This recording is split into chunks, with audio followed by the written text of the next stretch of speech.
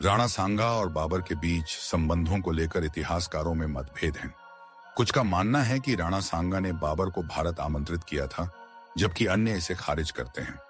यह विवाद मुख्यतः बाबरनामा और मुगल इतिहासकारों के लेखन पर आधारित है। बाबरनामा के अनुसार बाबर को भारत के कुछ स्थानीय शासकों ने बुलाया था, हालांकि राणा सांगा का नाम स्पष्ट रूप से इसमें नहीं आता।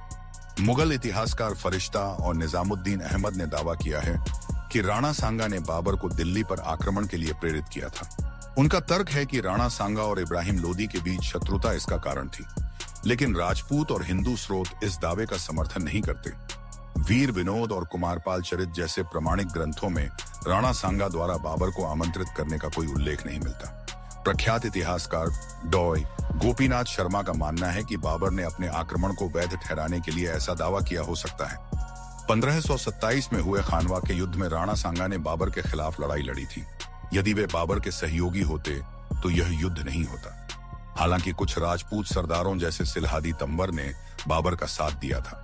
यह राजपूत एकता की कमी को दर्शाता है, न कि राणा सांगा की गद्दारी को।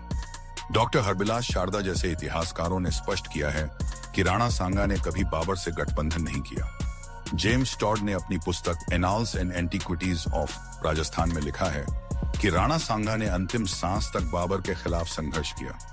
उन्होंने अपने जीवन में 80 से अधिक युद्ध लड़े और कई घाव झेले। राणा सांगा का शासनकाल 1508 से 1228 तक रहा। इस दौरान उन्होंने मेवाड़ को एक शक्तिशाली राज्य बनाया। वे हिंदू धर्म और राजपूत स्वाभिमान के प्रतीक थे।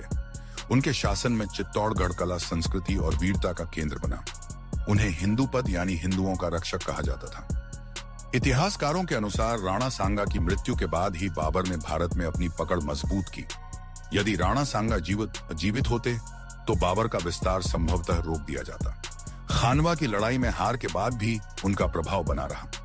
निष्कर्ष के तौर पर कहा जा सकता है कि राणा सांगा को गद्दार कहना ऐतिहासिक रूप से गलत है। उन्होंने अपने जीवन भर मुस्लिम शासकों के खिलाफ संघर्ष किया। बाबर को बुलाने का आरोप अप्रमाणित है।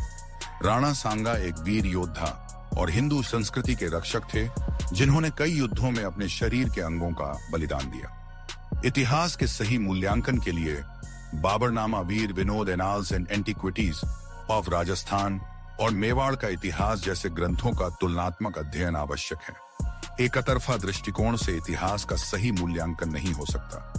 राणा सांगा का चरित्र और कृतित्व भारतीय इतिहास में एक महान योद्धा और राष्ट्र नायक के रूप में स्थापित है। उन पर गद्दारी का आरोप लगाना ऐतिहासिक न्याय नहीं होगा।